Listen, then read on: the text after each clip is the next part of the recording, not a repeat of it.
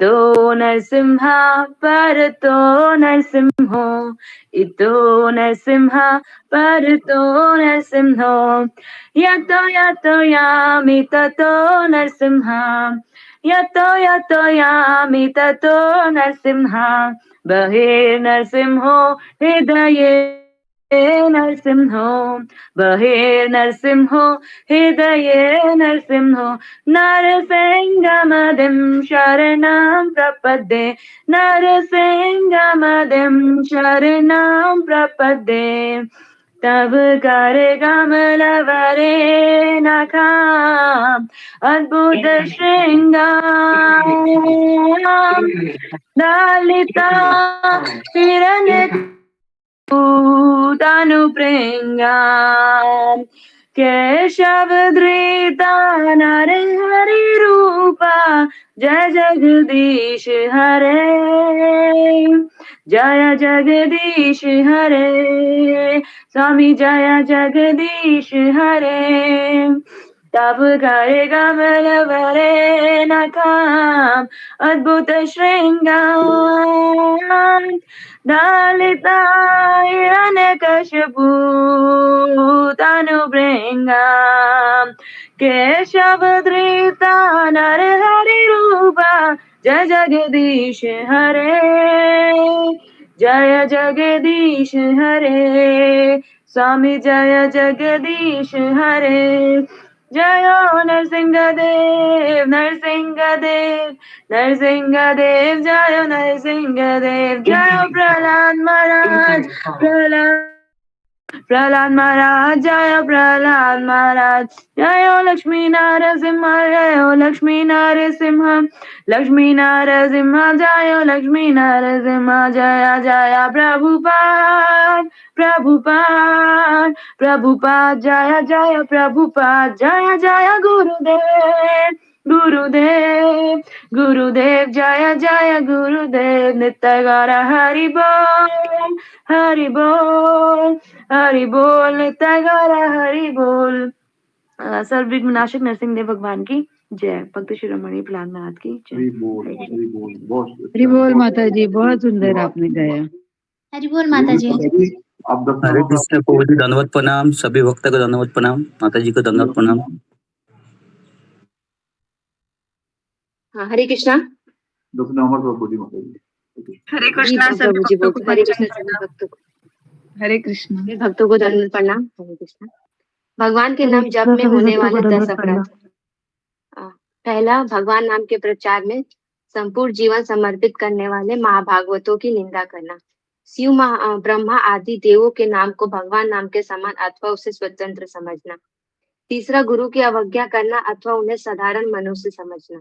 चौथा, वैदिक शास्त्रों अथवा प्रमाणों का खंडन करना।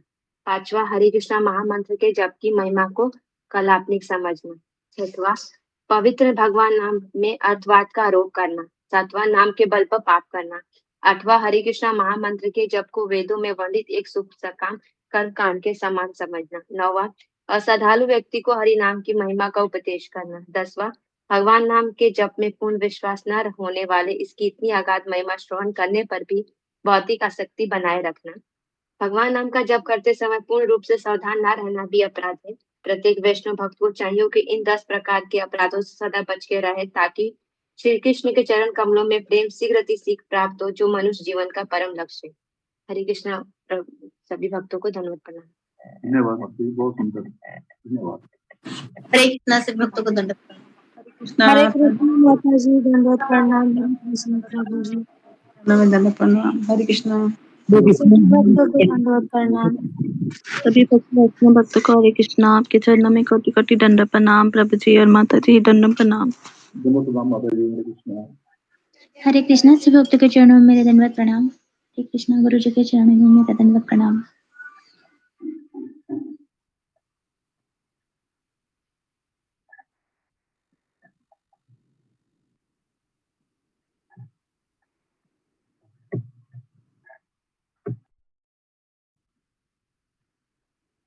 शिवानी माता जी, कीर्तन कर दीजिएगा। हरे कृष्णा प्रभु जी। हाँ जी प्रभु जी।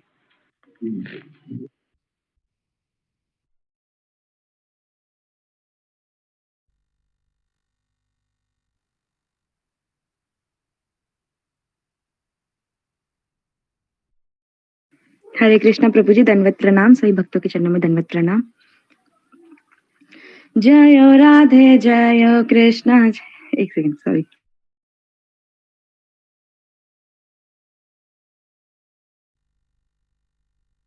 जय राधे जय कृष्णा जय वृंदावन। जय राधे जय कृष्णा जय वृंदावन।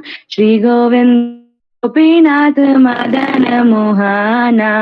श्री गोविंद नाथ मदन मोहन। जय राधे जय कृष्ण जय वृंदावन। श्री गोविंद गोपीनाथ मदन मोहन। श्याम कुंड राधा कुंड गिरि गोवर्धन। श्याम कुंड राधा कुंड गिरि गोवर्धन। कालिंदी जय जय महावाना। कालिंदी जमुना जय जय महावाना। केशी घाट वंशी वाट द्वादश कनान। केशी घाट वंशी वाट द्वादश कनान। जहाँ सब लीला कैलो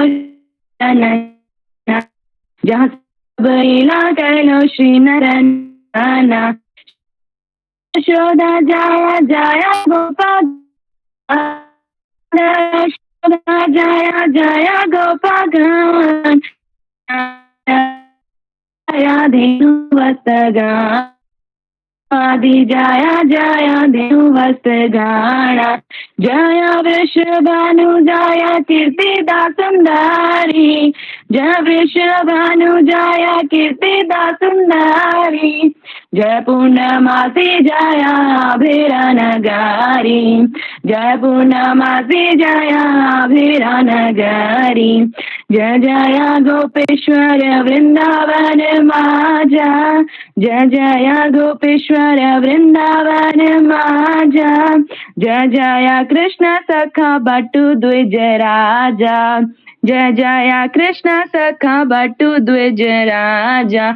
जय राम घाट जय रोहिणी नंदन। जय राम घाट जय रोहिणी नंदन। जय जय वृंदावन वासी जत जाना। जय जय वृंदावन वासी जत जाना। जय द्विज पत्नी जय नाग कन्या गाना। जय द्विज पत्नी जय नाग कन्या गाना। भक्ति रजहार पाइलो गोविंद चराणा। भक्ति रजहार पाइलो गोविंद चराणा। श्री रस मंडल जय जय राधा श्याम। श्री रस मंडल जय जय राधा श्याम। जय जय रास लीला सर्व मनोरमा। जय जय रास लीला सर्व मनोरमा। जय जय उज्ज्वल रस सर्व रस सार। जय जय उज्ज्वल रस सर्व रस सार। पर किया भावे यहाँ व्रजते प्रचारा। पर किया भावे जहाँ व्रजते प्रचारा। श्री जन्म पाद पद्म करिय स्मरण। श्री जन्म पाद पद्म करिय स्मरण। दीन कृष्ण दास कहे नाम संकीर्तना। दीन कृष्ण दास कहे नाम संकीर्तना। जय राधे जय कृष्ण जय वृंदावन। जय राधे जय कृष्ण जय वृंदावन। श्री गोविंद गोपीनाथ मदन मोहना। श्री गोविंद गोपीनाथ। हरे कृष्णा कृष्ण कृष्ण हरे हरे कृष्ण प्रभु जी, दंडवत प्रणाम। हरे राम हरे हरे राम कृष्ण हरे प्रभु जी, कृष्ण दंडवत प्रणाम। सभी भक्तों को दंडवत प्रणाम। दंडवत प्रणाम। हरे कृष्ण हरे जी दंडवत कृष्ण प्रणाम प्रभु सभी जी, भक्तों को दंडवत हरे कृष्ण गुरु जी, आपके चरणों में कोटि कोटि दंडवत प्रणाम। हरे कृष्णा गुरु जी, दंडवत प्रणाम। सभी भक्तों को दंडवत प्रणाम। दंडवत प्रणाम। हरे कृष्ण। ओके। ओम अज्ञानतिमिरान्धस्य ज्ञानाञ्जनशलाकया चक्षुरुन्मीलितं येन तस्मै श्रीगुरुवे नमः। नमो विष्णुपदाय कृष्णपृष्ठाय भूतले श्रीमते भक्तिवेदांत स्वामिनिति नामिने। नमस्ते सरस्वती देवे गौरवाणी प्रचारिणे निर्विशेष शून्यवादी पाश्चात्य देशतारिणे। जय श्री कृष्ण चैतन्य प्रभु नित्यानंद श्री अद्वैत गदाधर श्रीवासादि गौर भक्तवृंद। हरे कृष्णा कृष्ण कृष्ण हरे हरे, हरे राम राम राम हरे हरे। जी आज किसका टर्न है बताने का?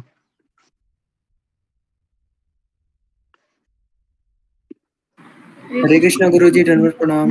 सभी भक्तों को दंडवत प्रणाम। योगी माता जी का गुरु जी, सभी भक्त के योगी चरणों माता जी में हरे कृष्णा। जी हरे कृष्णा। हरे कृष्णा गुरु जी, दंडवत प्रणाम। सभी भक्तों को दंडवत प्रणाम।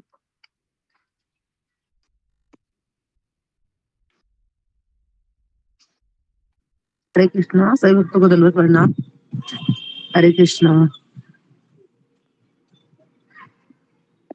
गुरु जी को दंडवत प्रणाम। हाँ हरे कृष्णा। ओम ज्ञान तिमिरांधस्य ज्ञानांजन शलाकया तमसे श्री गुरुदेव नमो नमः। कल गुरु जी आपने बताया था कि हमने स्टार्ट किया था 42 श्लोक से। उसमें आपने बताया था स्वर्ग लोक के बारे में कि स्वर्ग लोक में जो जाते हैं तो क्या क्या वहां पे होते हैं। हम वहां पर जाते हैं तो हमें भगवान के मजे करने होते हैं। तो स्वर्ग जाया जाता है तो वहां पर हॉस्पिटल या बुढ़ापा नहीं होता, और यहाँ पर ये सब वहां पर आवरण किया जाता है जिसकी पूजा, और उसमें गंतव्य बताया जाता है। जिस लोक में जाते हैं जिसकी पूजा करते हैं उसी लोक में जाते हैं।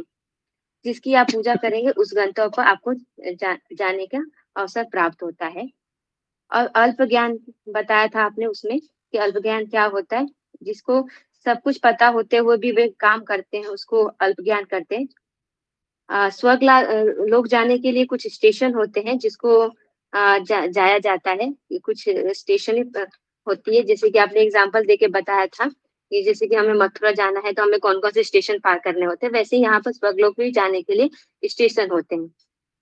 उसके बाद आपने बताया था 43 श्लोक में कि वहां और भक्ति का दृढ़ निश्चय नहीं होने का एक और कारण होता है कि भोगों की आसक्ति। जब हम भोग के आसक्त हो जाते हैं तो ये भी हम यहाँ से भक्ति से छोड़ के जा सकते हैं। और हमारा वो मोहग्रस्त के बारे में बताते हैं कि पहले आसक्ति आती है फिर मोहग्रस्त आता है। पहले हम आसक्त होते हैं किसी चीज से, फिर हम उसके लिए मोहग्रस्त हो जाते हैं। तो यहाँ पर बहुत अच्छा आपने बताया था कि आसक्ति और मोहग्रस्त के अंतर बताए थे कि पहले क्या होता है, आसक्ति होने के कारण होता है जब चिंतन करते हैं किसी चीज का तो हम तो आसक्त होने लगते हैं। आसक्त का उदाहरण जब पता चलता है कि आसक्त जब पता चलता है जब हम किसी चीज को छीन लिया जाता है हमसे, तो हमें उसका उस वक्त महसूस होता है कि आसक्ति क्या होती है। तो वहां पे हमें आसक्त का बताया, और यहाँ पर बहुत अच्छा बताया गया था के बारे में कि राधानाथ स्वामी जी बताते हैं कि जितनी मात्रा में हम किसी से लगाव रखते हैं उतनी हमें उस चीज की हमें आसक्ति का पता चलता है। तो यहाँ पर बहुत अच्छा, तो हम आपने यहाँ पर बताया था कि हमें किसी से रिलेशनशिप बनाने से पहले हमें 10 बार सोचना चाहिए कि आसक्ति बारे में कि कितनी मात्रा में हमें किसी से आसक्ति होनी चाहिए और कितनी मात्रा में नहीं करनी चाहिए। तो हमें बैलेंस, हमें किसी भी रिलेशनशिप में बनाने के लिए बैलेंस रखना जरूरी होता है। आसक्ति के कारण हमें क्या हो सकता है, हम भक्ति से भी जा सकते हैं तो हम भक्ति भी छोड़ सकते हैं। फिर हम 44 श्लोक में वर्णन करते हैं कि पहली बार तीनों, यहाँ पर कृष्ण भगवान जी पहली बार 3 गुणों का वर्णन करते हैं जिसमें तीनों गुणों का प्रभाव होने के कारण हम कोई भी काम करते हैं। तो फिर हम यहाँ पर चिंता और चिंता के बारे में कि हम एक चिंता 1000 चिंता के जन्म देती है। द्वंद के बारे में डिस्कस किया कि द्वंद की मोह, चिंता, मुक्त के ये सब हमारे द्वंद होते हैं। आसक्ति ओके, यहाँ पर रुक जाओ जी, धन्यवाद। तो आगे बढ़ते हैं। बहुत सुंदर माता जी। हरि बोल माता जी, बहुत सुंदर। हरि बोल माता जी। हरि बोल माता जी। बोल माता हरे जी, कृष्णा गुरु जी, दंडवत प्रणाम। हरे कृष्ण गुरु जी, दंडवत प्रणाम। सभी भक्त चरणों में दंडवत प्रणाम। जी ओके, हरे कृष्णा। गुरु जी दंडवत प्रणाम। सभी भक्तों को दंडवत प्रणाम।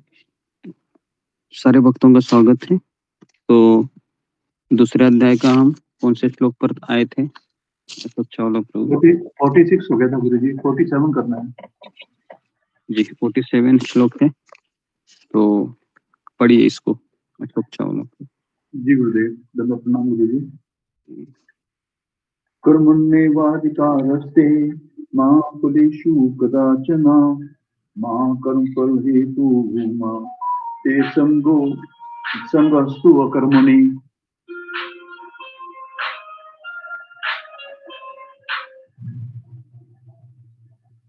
तुम्हें अपना कर्म करने का अधिकार है, किंतु कर्म के फलों के तुम अधिकारी नहीं हो।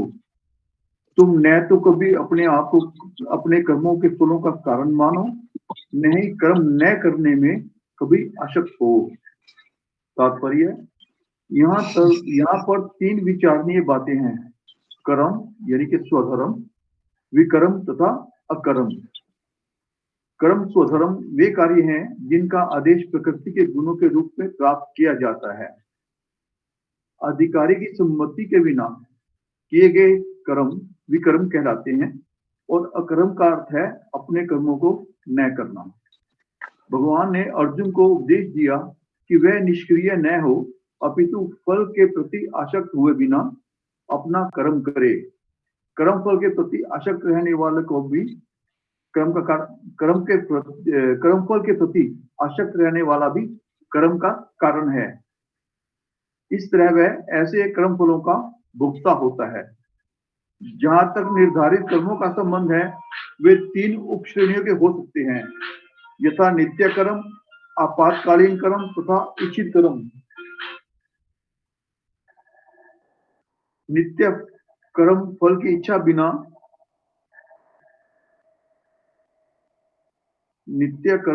इच्छा बिना शास्त्रों के निर्देशानुसार सतगुण में रहकर किए जाते हैं। फल युक्त कर्म बंधन के कारण बनते हैं, अतः ऐसे कर्म अशुभ होते हैं। हर व्यक्ति को अपने कर्म पर अधिकार है, किंतु उसे फल से अनासक्त होकर कर्म करना चाहिए। ऐसे निष्काम कर्म निसंदेह मुक्ति पथ की ओर ले जाने वाले हैं। अतएव भगवान ने अर्जुन को फलाशक्ति रहित होकर कर्म के रूप में युद्ध करने की आज्ञा दी। उसका युद्ध विमुख होना आसक्ति का दूसरा पहलू है। ऐसी आसक्ति से कभी मुक्ति पथ की प्राप्ति नहीं हो पाती। आसक्ति चाहे स्वीकारक हो या निषेधात्मक, वह बंधन का कारण है।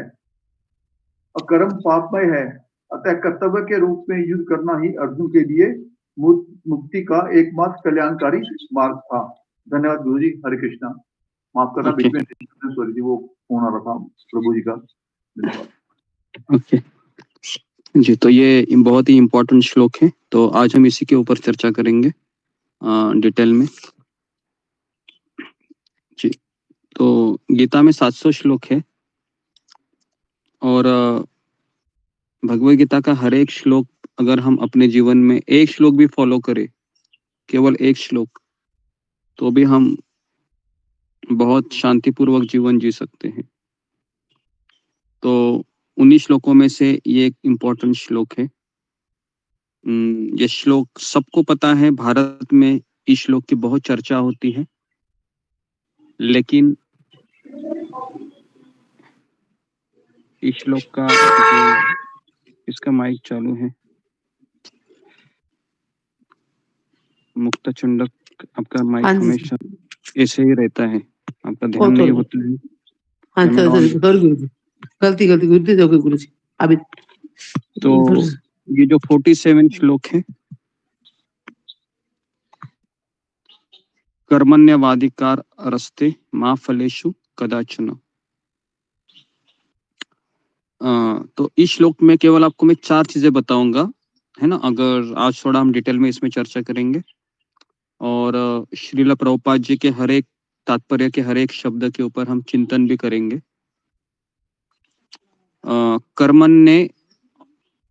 कर्मणि एव अधिकारस्ते मा फलेषु कदाचन। तो सबसे पहला चीज है, भगवान कृष्ण अर्जुन को तब बताते ये बात जब भगवान अर्जुन को 3 गुणों के बारे में बताते हैं, और फिर जो केवल हरि नाम लेने से और सारे कार्य हो सकते हैं, तो इसके लिए भगवान जलाशय का उदाहरण देते हैं और फिर ये श्लोक बताते हैं। तो पहला है कि तुम्हें कर्म करने का अधिकार है। तो बहुत इंपॉर्टेंट चीज है। मेरे अधिकार में क्या है? मेरे अधिकार में इतना ही है कि मुझे कर्म करना है। कर्म करने का अधिकार मुझे है। कर्म का अर्थ है कोई भी कार्य है, चाहे वो मानसिक कार्य हो, चाहे वो शारीरिक कार्य हो, या फिर वो बौद्धिक कार्य हो। बिना कार्य किए व्यक्ति इस संसार में नहीं रह सकता। तो कार्य करने का मुझे अधिकार है, लेकिन कार्य किस भावना से मैं कर रहा हूं, किस मनोभावना से मैं कर रहा हूं, इसका भी अधिकार मुझे ही है। ठीक है? तो मेरे हाथ में क्या है, इसके बारे में हम अभी चर्चा करेंगे कि कर्म करना मेरा अधिकार है। कर्म किस मनोभाव से करना है, ये मेरी संगति क्या है, इसके ऊपर निर्भर करता है। अगर मैं चोर के साथ रहता हूं तो मैं गलत कर्म में लगूंगा। अगर मैं साधु के साथ रहता हूं तो मैं भक्तिमय कार्य में रहूंगा। और अगर मैं नैतिक जो लोग होते हैं, है ना, जो हमेशा सच बोलते हैं, मॉरल लोग होते हैं, उनके साथ रहूंगा तो मैं अच्छे कर्म में लगूंगा। ठीक है? तो इसलिए कर्म करना मेरे हाथ में भले ही है, लेकिन कर्म किस मनोभाव से करना है ये हमारा सत्संग के ऊपर डिपेंड है। Very very important. तो कल हमने देखा था 3 प्रकार के कर्म थे, रजोगुनी कर्म, सत्वगुनी कर्म, तमोगुनी कर्म। इस संसार में हर एक जीवात्मा रजोगुनी कर्म और तमोगुनी ही कर्म करता है, क्योंकि कलयुग में रजोगुण और तमोगुण बहुत प्रबल है, बहुत ज्यादा ही प्रबल है। तो ये हो गया पहला स्लोगन। ठीक है? अभी दूसरे स्लोगन में आ जाते हैं हम। मा फलेषु कदाचन। मा फलेषु कदाचन का अर्थ है कदापि। कदापि मतलब किसी भी परिस्थिति में नहीं। तुम्हें ये सोचना है कि कर्मों के फल के तुम अधिकारी हो। कर्मों के फल के तुम अधिकारी हो। कर्म फल के तुम अधिकारी हो। ठीक है?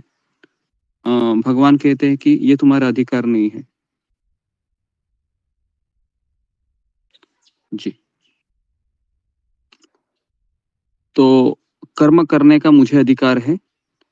कर्म किस मनोभावना से करना है, इसका भी अधिकार मुझे है। लेकिन कर्म करने से मुझे क्या मिलेगा भविष्य में या वर्तमान में, इसका अधिकारी मैं नहीं हूं। तो इसका अधिकारी कौन है? भगवान कृष्ण। तो इसका अधिकारी कौन है? क्या इसका अधिकारी मेरे घर का पति है?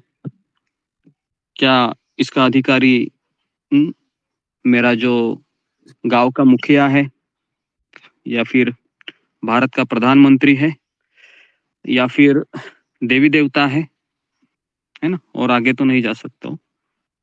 तो कौन है कर्मों के फल का अधिकारी जो मुझे फल देगा? तो कौन है अधिकारी? हम सबको पता है ना? अधिकारी कौन है फल का अधिकारी? भगवान देवी देवता। देवी देवता कौन है? कृष्ण भगवान। देवी देवता अधिकारी नहीं है।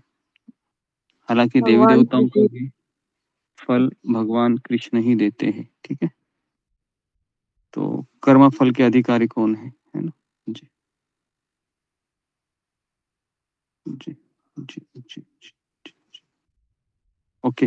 तो इस संसार में हर एक व्यक्ति है ना, हमेशा सॉल्यूशन चाहता है हर चीज का।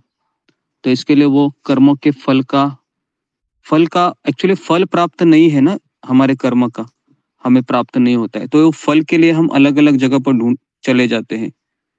है ना। कोई वो फल वो विवाह में ढूंढ लेता है, शायद मेरे कर्मों का फल मेरी पत्नी देगी, शायद मेरे कर्म का फल मुझे पति देगा, शायद कर्म के फल मेरा बेटा देगा।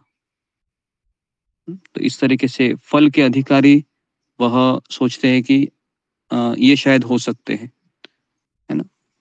और हर एक व्यक्ति है अगर फल की अपेक्षा से कार्य करता है तो उसको सकाम कर्म कहते हैं।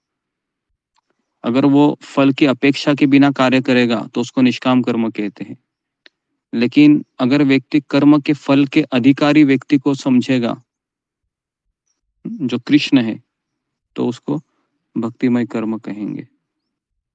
ओके, तो ये दूसरा चीज है ना। फल प्राप्त करने का मेरा अधिकार नहीं है, फल का चिंता करने का मेरा अधिकार नहीं है। फल का अधिकारी भगवान कृष्ण है। और पूरी दुनिया है ये एक ही चीज समझ नहीं पा रही है।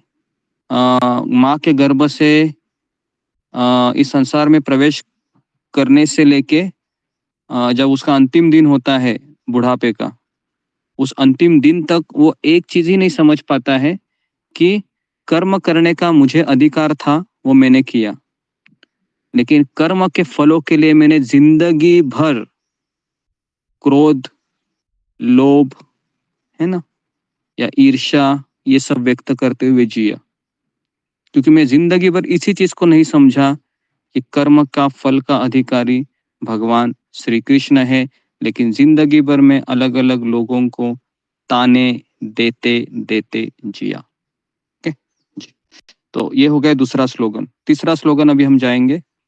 भगवान कहते हैं माँ कर्म फल हेतुर्भूमा, मतलब तुम्हें न तो कभी अपने आप को अपने कर्मों के फलों का कारण मानो, मतलब इनकेस तुम्हें कर्म का फल मिल भी जाता है। देखो, कर्म के फल 3 प्रकार के होते हैं। एक है अच्छे फल, दूसरा है बुरे फल, और तीसरा है भक्तिमय फल, है ना, जो हमें मुक्ति या फिर भगवान के धाम तक ले जाते। तो अगर ये फल आपको मिलते भी है ना, मान लो, है ना, मान लो अच्छा फल मिलता है ना, आप अच्छे मेरिट में आ गए, या अच्छा जॉब मिला आपको, या अच्छे पति मिला, अच्छा पत्नी मिली, ये सब फल है। अगर मिला भी मान लो, तो भगवान कहते हैं तीसरे लाइन में कि तुम्हें ये भी नहीं समझना है कि तुम इसके कारण हो। Very very important. भगवान कहते हैं कि ये भी नहीं समझना है कि तुम उसके कारण हो। तो कारण भी कौन है? श्री कृष्ण। कारण भी कृष्ण है जी, कारण भी कृष्ण है जी। और चौथा है कि अगर कोई कहेगा कि कर्म का फल भी कृष्ण देगा, कर्म के फल का कारण भी कृष्ण है,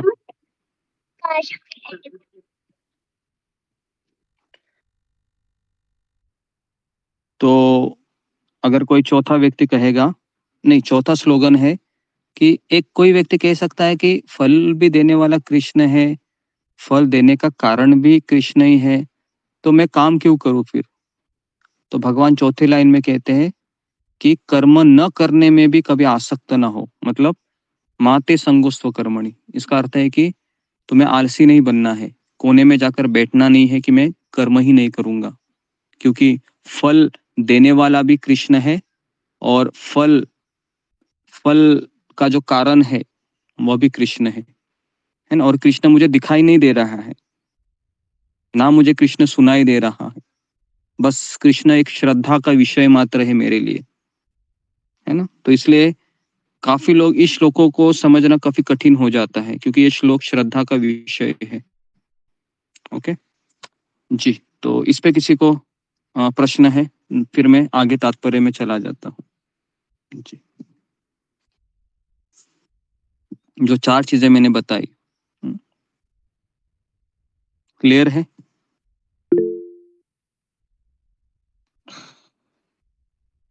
ओके, शिवानी। हरे कृष्ण गुरुजी, धन्यवाद प्रणाम। सभी भक्तों को धन्यवाद प्रणाम। गुरुजी, मेरा क्वेश्चन तो नहीं है, पर जो आपने बताया उससे मुझे ये चीज समझ में आई कि अगर भगवान हमारे आसपास जितने भी लोग होते हैं, अगर उनके अंदर कुछ भी योग्यता होती है या उनके साथ कुछ अच्छा होता है या फिर कुछ हमारे साथ बुरा भी होता है या फिर किसी के साथ भी अच्छा बुरा होता है, तो वो भगवान की कृपा की वजह से ही होता है, मतलब भगवान का अच्छे डिसीजन की वजह से होता है। तो हमें उसे स्वीकार करना चाहिए एज इट इज, कि किसी से मतलब ईर्ष्या नहीं करनी चाहिए और अपने दुखों के लिए उदास भी नहीं होना चाहिए। तो ये सही है गुरु जी। जी, तो देखिए और एक चीज है जो मैं बताना आपको भूल गया कि यहाँ पर भगवान कहते हैं कि कर्म के फल का तुम अधिकारी नहीं हो, मतलब कृष्ण अधिकारी है, और अपने आप को कर्म के फल का कारण भी ना समझो, कृष्ण कारण है। तो अगर कोई व्यक्ति कहेगा कि कृष्ण ही फल देने वाले हैं, कृष्ण ही फल के कारण है, और अगर मैं गलत कर्म करूंगा, है ना, मान लो मैं चोरी किया, है ना, किसी बैंक में डाका डाला, है ना, किसी ने मान लो ये गीता का श्लोक पढ़ लिया और उसने सोचा कर्म करने का अधिकार मुझे है, तो मैं डाका डालता हूँ, चोरी करता हूँ, है ना, फल तो कृष्ण देंगे ना, बराबर है ना। तो देखिए कुछ चीज ऐसी होती है कि अगर हम कुछ गलत कर्म करते हैं तो शास्त्र कहते हैं कि गलत फल मिलेगा, और अच्छे कार्य करोगे तो अच्छा फल मिलेगा, और शास्त्र भी भगवान की ही वाणी है। तो इसलिए हमें समझना चाहिए कि अगर मैं कोई किसी को ठेस पहुंचाता हूँ, हिंसात्मक कार्य करता हूँ, तो मुझे हिंसात्मक प्रतिक्रिया मिलेगी। जी, रंजना माता जी। गुरुदेव चरण गुरुदेव, जैसे इसमें बोलते हैं कि अब तुम मतलब हमको कर्म करने का अधिकार है, फल की करने का अधिकार नहीं है। तो जैसे अब कोई आदमी जॉब कर रहा है कहीं पे कोई कंपनी में, तो उसको तो ये है ना, ये मतलब कि हमको ये महीना खत्म होगा तो हमको मतलब हमको ये सैलरी मिलेगी, तो वो इस इच्छा से इस काम में मतलब करता है, ये सोच कर के हमको, तो फिर वो तो उसका मतलब वो फल की इच्छा से कर रहा है ना, इसमें काम जो जॉब कर मैंने रहा है। बताया था ना इससे पहले कि कर्म 3 प्रकार के होते हैं, सकाम कर्म, निष्काम कर्म, भक्तिमय कर्म या शुद्ध शुद्ध भक्तिमय कर्म। तो सकाम कर्म से मैं कोई भी कर्म करूंगा अपेक्षा से, है ना, अपेक्षा युक्त, तो मुझे सकाम फल मिलेगा, है ना। तो कल हमने इसके बारे में भी चर्चा की, एक कर्म दूसरे कर्म को जन्म देता है ना। तो इसलिए अगर कोई व्यक्ति परिवार में भी ये सोचकर कर्म करेगा कि आज मेरी पत्नी का बर्थडे है या आज मेरा पति का बर्थडे है, तो मैं इसको खुश करूंगा या मैं इसको खुश करूंगी, तो ये कौन सा कर्म हुआ, कौन सा कर्म? सकाम कर्म। हाँ, ठीक है। तो अभी सकाम कर्म का और एक रिएक्शन आएगा, तो क्या सोचना चाहिए फिर? बर्थडे नहीं मनाना चाहिए, क्या करना चाहिए?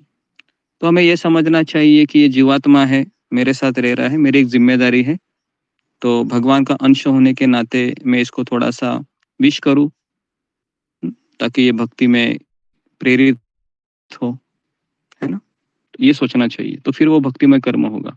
तो हमारी सोच हमें कर्म के रिएक्शन से बचाती है, और हमारी सोच तभी इंप्रूव हो सकती है जब हम सत्संग में आते हैं। ठीक है जी, ओके, आगे बढ़ते हैं। अभी क्लियर है सबको ये चारों चीजें? जी गुरुजी, जी गुरुदेव, आपका बहुत बहुत धन्यवाद गुरुदेव। ओके, सुजाता, मैं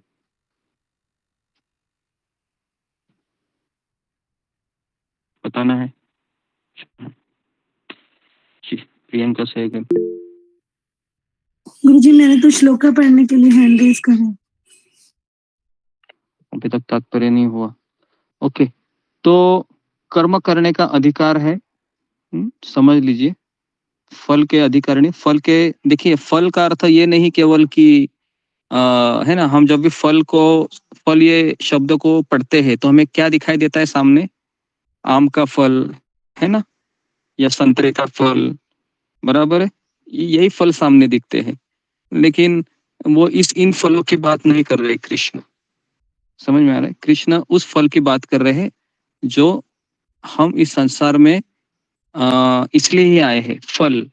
फल मतलब बेसिकली भोग करने की इच्छा, प्रबल इच्छा, है ना। व्यक्ति इतना प्रबल भोग इच्छा करता है कभी कभी कि सामने वाले को वो मार देता है जान से, है ना। ऐसे भी लोग होते हैं, या उसको इतना हैरेस करते हैं सामने वाले को, और उसको दुखी देखकर उसको बहुत अच्छा लगता है ना।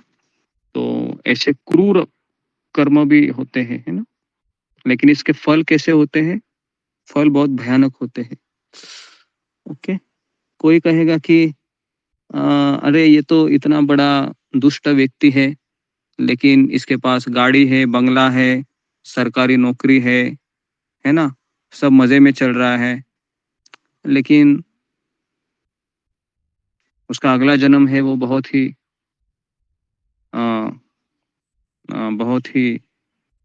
क्रूर या फिर नरक के जैसा होगा, क्योंकि वह गलत काम में लगा है।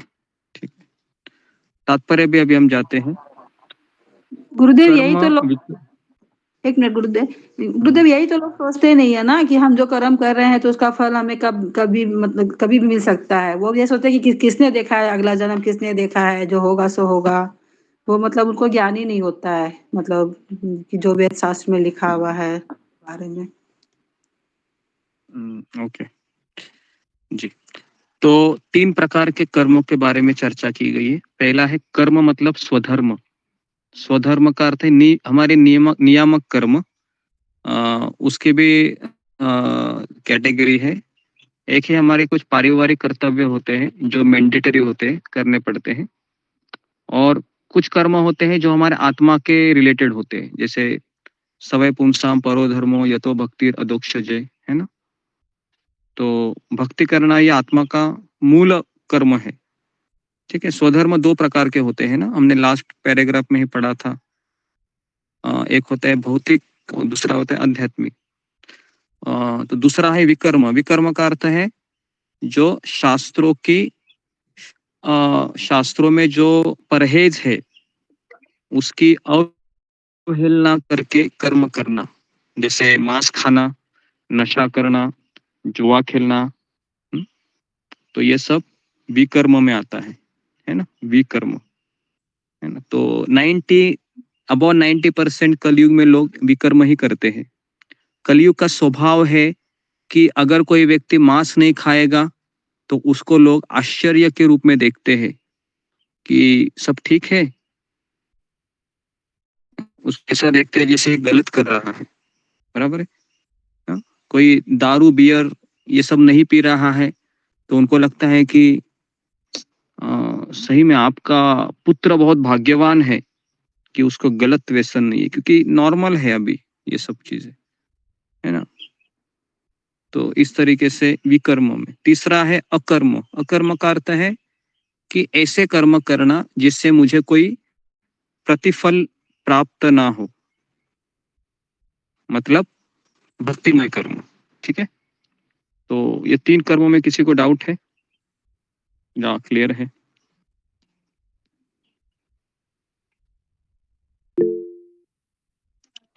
कर्म, विकर्म, अकर्म। ओके, विशाली। हरे कृष्ण गुरु जी, दंडवत प्रणाम। सभी भक्तों को दंडवत प्रणाम। गुरु जी, हम जो स्वधर्म करते हैं, हमारा जो पारिवारिक स्वधर्म होता है, क्या उसका भी हमें कर्म फल लगता है क्या? जी, मैंने तो अभी कहा ना कि अगर हम, अब मैंने बर्थडे का एग्जांपल भी दिया ना अभी, अगर तुम ये सोचकर कहोगे कि मेरा बेटा है ना, मेरा पति है, मेरी बेटी है, मेरी माँ है, तो ये सब गुरु जी, इसका रिएक्शन मिलेगा। हमारे मन में ये भाव है अगर कि हम अभी भक्ति में लगे हैं, हमारे भक्ति में इनका कोई अड़चन ना आ जाए, क्योंकि हमें इनको भी खुश करना है और हमारा जो साधना भक्ति है वो भी करना है उसके साथ, तो हमारा ये मनोभाव होगा तो इसका भी हमें कर्म फल लगेगा क्या? हाँ, मैं वही कह रहा हूँ कि मैंने जब एग्जाम्पल दिया था तो मैंने ये भी कहा था कि हमें वो चीजें करनी है क्योंकि सामने वाला व्यक्ति अज्ञानी है, लेकिन हमें ये सोचकर करना है कि मैं भगवान का अंश हूँ, ये भी भगवान का अंश है, और पिछले जन्म के कर्म के कारण हम परिवार में कुछ रिश्तों से बंधे हुए हैं। तो ये अगर पूर्ण ज्ञान है आपको, है ना, और उसके आधार पे आप क्रियाएं कर रहे हैं, तो फिर वो अकर्म में आएगा, क्योंकि उसमें भगवान पिक्चर में है। शास्त्रों को केंद्र में रखकर सोच रही हो, लेकिन ये सोचोगे कि अरे, है ना, ये मेरा बेटा है, मेरी माँ है, मेरा भाई है, ये हो वो है, तो फिर उसका प्रतिफल लगेगा। गुरुजी, हम जो सुबह जो नाम जप करते हैं, तो उससे क्या हमारे कर्म फल नहीं काटे जा सकते? हम जब नाम जप करते हैं तो हमारा जो सोच है उसका शुद्धिकरण होता है। हम कृष्ण के लिए, फिर कृष्ण के कर्म के करने के लिए सोचते हैं, गुरु की प्रसन्नता के बारे में सोचते हैं, है ना। तो नाम जप करने से हमारी चेतना का शुद्धिकरण हो रहा है ना। तो लेकिन मैं वापस कह रहा हूँ कि जिस तरह से मोबाइल रोज चार्जिंग को लगाना पड़ता है, उसी प्रकार से हमें रोज सुबह 4 बजे हमारा दिमाग भी चार्जिंग को लगाना पड़ता है। जिस दिन हमने चार्जिंग नहीं की हमारे दिमाग की, तो उस समय फिर क्या होगा, हमारा दिमाग पूरे दिन काम नहीं करेगा। और हम सोच सकते कि मैंने 10 साल से जप कर रहा हूँ। हाँ, 10 साल से जप किया आपने, लेकिन आज आपने जप किया ही नहीं, तो आज का फल आपको पूरा ही, आज हमारा चेतना खराब होगा। और मान लो 10 साल आपने अकर्म किए, है ना, क्योंकि आपका जपा अच्छा हुआ, लेकिन एक दिन थोड़ा सा लेट उठे, तो फिर एक दिन का जो मनोभाव है वो गलत होगा, और उससे क्या होगा फिर, विकर्म तो नहीं कह सकते, लेकिन कर्मों का प्रतिफल प्राप्त होगा, है ना। तो इसलिए कृष्ण भावना में रहना ही एक बहुत बड़ा चैलेंज है हमारे लिए, और ये अभ्यास से ही संभव है। अभ्यास अभ्यास अभ्यास अभ्यास। Okay, next Jyotimali. हरे कृष्णा गुरु जी, दंड प्रणाम से भक्तों के चरणों में दंड प्रणाम। गुरु जी, मेरा ये क्वेश्चन था कि जैसे हम भक्ति से जुड़ने से पहले हमसे भी कई कुछ गलत काम हुए होंगे, कुछ गलत कर्म हुए होंगे, तो फिर उसका अभी भी उसका फल मिलेगा हमें कि नहीं, वो भी साथ में रहेगा कि नहीं, ये मेरा क्वेश्चन था। ये सब मैंने बताया है, ये बहुत सिंपल है समझने को, कि अच्छा कार्य करोगे तो अच्छा फल मिलेगा, बुरा काम करोगे बुरा फल मिलेगा, भगवान के कार्य करोगे तो भक्तिमय फल मिलेगा। ठीक है, तो इसको थोड़ा सा और अच्छे से समझे। ओके, मंजू सिंह। हरे कृष्ण गुरु जी, धन्यवाद प्रणाम। गुरु जी, यहाँ पे लिखा हुआ है कि अकर्म का अर्थ है अपने कर्मों को ना करना, और कर्म फल के प्रति आसक्त रहने वाला भी कर्म का कारण है। इस तरह वह ऐसे कर्म फलों का भोगता है। ये समझ में नहीं आया गुरु जी, ये लाइन हाँ, उसको मैं पढ़ता हूँ पूरे पैराग्राफ को, कि ये सारे कर्म 3 गुणों के रूप में किए जाते हैं। आदेश किससे मिलता है? प्रकृति के गुण के रूप में मिलता है। अगर हम सत्व गुण का संग करोगे तो हमारे स्वधर्म सत्वगुणी रहेंगे। अगर हम रजोगुण का संग करेंगे तो हम रजोगुणी कर्म में लगेंगे। ठीक है, तो अभी आप बोलोगे कि ये रजोगुणी, तमोगुण, सत्वगुण कहाँ, कैसे मुझे पता चलेगा कि मैं किसका संग कर रहा हूँ? तो इसके लिए हमने 14वां अध्याय पे डिटेल में चर्चा की थी कई बार, है ना, 3 गुणों के ऊपर। तो अधिकारी की संपत्ति बिना किए गए कर्म विकर्म कहलाते हैं। अधिकारी की सम्मति के बिना किए गए कर्म विकर्म। हाँ, वही हो गया ना, कि जो शास्त्रों में जो बताया गया है उसकी परवाह न करते हुए विकर्म। अकर्म का अर्थ है अपने कर्मों को न करना। इसका तात्पर्य यह है कि हम हमारे लिए नहीं जीते हैं, उस समय हम भगवान और गुरु के लिए जीते हैं। इसके लिए यहाँ पर लिखा है अपने कर्मों को न करना। किसके कर्मों को करना है आपको उस समय? कृष्ण और गुरु के कर्मों को करना है जो उन्होंने हमें बताए हैं, तो इसके लिए वो अकर्म में आता है। ठीक है, तो भगवान ने अर्जुन को उपदेश दिया कि वह निष्क्रिय न हो, अपितु फल के प्रति आसक्त हुए बिना अपना कर्म करे। तो कई लोग कहते हैं कि जैसे जो ज्ञानी लोग रहते हैं, जो हिमालय में जाकर बैठते हैं, उनका ऐसा कहना है कि कोई भी कर्म करेंगे तो प्रतिफल मिलेगा और उससे मुझे अगला जन्म भी मिलेगा, है ना। तो इसलिए मैं क्या सोचता हूँ ना कि ये परिवार में ही ना रहूं ना, शादी ही नहीं करूंगा तो ना बच्चे होंगे ना पत्नी मिलेगी, है ना। मैं गुफा में जाकर बैठ जाता हूँ, कोई कर्म ही नहीं करना है मुझे, क्योंकि हर एक कर्म दूसरे कर्मों को जन्म देता है। लेकिन यहाँ पर भगवान अर्जुन को कहते हैं कि तुम्हें निष्क्रिय नहीं होना है, मतलब तुम्हें गुफा में जाकर नहीं बैठना है, तुम्हें कर्म करना है लेकिन आसक्त हुए बिना कर्म करना है। ठीक है, तो कर्म फल के प्रति आसक्त रहने वाला भी कर्म का कारण ही है ना, क्योंकि कर्म फल की आसक्ति मुझे अगला जन्म देगी। तो इसलिए ओम अज्ञानतिमिरान्धस्य ज्ञानांजन शलाकया, है ना। तो ये जो ज्ञान है ना, ये आध्यात्मिक गुरु हमको बताता है, क्योंकि ये ज्ञान स्कूल में भी नहीं पढ़ाया जाता है। स्कूल में तो यही पढ़ाया जाता है कि बेटा अगर तुम अगर तुम है ना, अभी जैसे स्पोर्ट्स चलते हैं ना, खास करके नवंबर दिसंबर में मुझे लगता है कि स्कूल में स्पोर्ट्स चलते हैं।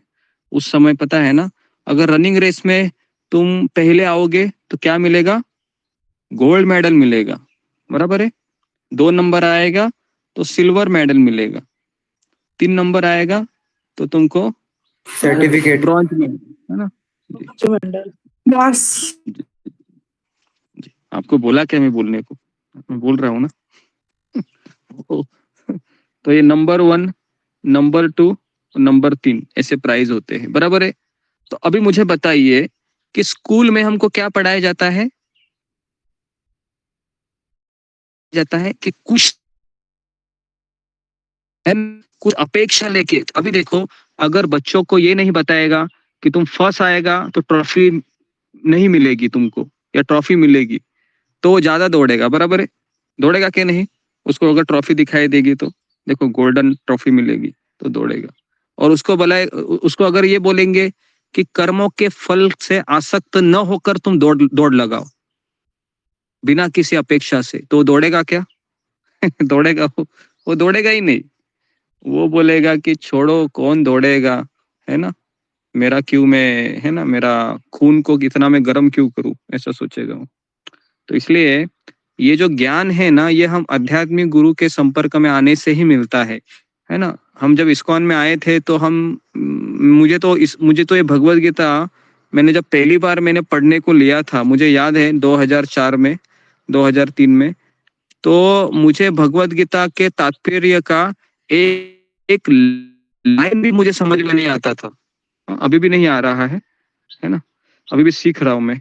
लेकिन उस समय तो मुझे ऐसा लगता था कि ये आत्म साक्षात्कार, ये शाश्वत संबंध, ये जीवात्माएं, इतने भारी भारी शब्द लगते थे मुझे कि बाप रे बाप रे। और फिर मैं खट करके बंद कर देता था और वो अलमारी में लगता था और सोचता था कि ये मेरे बस की बात नहीं है भगवद गीता पढ़ना, है ना। ये माला करूंगा, मैं प्रसाद खाऊंगा, लेकिन ये गीता मुझे नहीं समझ में आएगी, है ना। फिर दूसरा साल आया, फिर भी मैंने रखा, फिर भी मैंने ऐसा उठाया, फिर भी वही शब्द, ये कृष्ण भावनामृत, ये शब्द ही मुझे इतना भारी लग रहा था कि, है ना, पूरा सर के ऊपर जाता था, तो वापस रखता था मैं इसको, है ना। तो ऐसे 4 साल 5 साल गीता पढ़ने की बहुत कोशिश की, लेकिन समझ में ही नहीं आती थी। फिर मैंने गीता पढ़ने का ही मैंने विचार ही बंद कर दिया। मैंने यही सोचा कि मुझे जिंदगी भर गीता कभी नहीं समझेगी, है ना। तो मैंने इसी सोच से मैं जी रहा था। लेकिन जैसे ही 10 साल हो गए कृष्ण भावना में, और 10 साल सेवाएं भी की आश्रम में, और फिर मुझे पता चला कि सेवा करने से, भक्तों के साथ रहने से मेरी चेतना का कुछ शुद्धिकरण हुआ थोड़ा बहुत। और फिर मैंने गीता उठाई तो फिर मुझे 10% समझ में आ गई, है ना, 5 to 10%। और सेवाएं की मैंने, फिर मुझे 15% समझ में आने लगी, और सेवाएं की, है ना। इस तरीके से धीरे धीरे धीरे धीरे होकर ये अभी एटलीस्ट मैं आप जैसे भक्तों को कुछ बता रहा हूँ, है ना, एटलीस्ट जो मुझे समझ में आ रहा है। तो इसलिए गीता समझना ये आसान नहीं है, मेरा व्यक्तिगत अनुभव है। 10 साल में गीता को लेकर केवल बैठता ही था, लेकिन कभी कुछ समझ में नहीं आया, और अभी भी कुछ समझ में नहीं आता है। तो ओके, तो कर्म के फल के प्रति आसक्ति ही कर्म का कारण है, और इस तरह ऐसे कर्म फलों का भोक्ता होता है वह। जब तक निर्धारित कर्मों का संबंध है, वे 3 उपश्रेणियों के हो सकते हैं। पहला नित्य कर्म, दूसरा है आपातकालीन कर्म, और तीसरा इच्छित कर्म। ठीक है, अभी देखिए स्वधर्म के उन्होंने 3 कैटेगरी बनाई है। नित्य कर्म फल की इच्छा बिना शास्त्रों के निर्देशानुसार सतोगुण में रहकर किए जाते हैं। नित्य कर्म मतलब पारिवारिक कर्म आपके, है ना, कृष्ण का अंश के रूप में देखना उसको, इस तरीके से। दूसरा है फल युक्त कर्म बंधन के कारण बनते हैं, ऐसे कर्म अशुभ होते हैं। हर व्यक्ति को अपने कर्म पर अधिकार है, किंतु उसे फल से अनासक्त होकर कर्म करना पड़ेगा। ऐसे निष्काम कर्म निसंदेह मुक्ति की पथ पर ले जाने वाले। ओके, तो बेसिकली आपको मैं एक बात बताऊं कि निष्काम कर्म ये समझ में आने से नहीं होता है ना, क्योंकि जब तक हमारा हृदय शुद्धिकरण नहीं होगा तब तक हम निष्काम कर्म नहीं करेंगे। भले हमको पता है कि निष्काम कर्म करने से व्यक्ति मुक्ति को प्राप्त करता है, लेकिन हम नहीं करेंगे, क्योंकि हमारा जो ढांचा है ना, माँ के गर्भ से निकलने के बाद वो ढांचा इस तरह से बनाया गया है कि सकाम कर्म के लिए ही मेरी चेतना बनी हुई है ना। और अगर आप उसको दुरुस्त करना चाहोगे, तुरंत होगा क्या? हाँ, तुरंत होगा? तुरंत नहीं होगा, क्योंकि हमारा ढांचा वैसे ही बनाया है ना। तो इसके लिए हमें बहुत माला अच्छे से करनी होगी, भगवान को प्रार्थना करनी होगी। ठीक है, तो आगे बढ़ते हैं अभी 48 श्लोक जी। तो 48 श्लोक ये समझ में आया? इसमें किसी को प्रश्न है?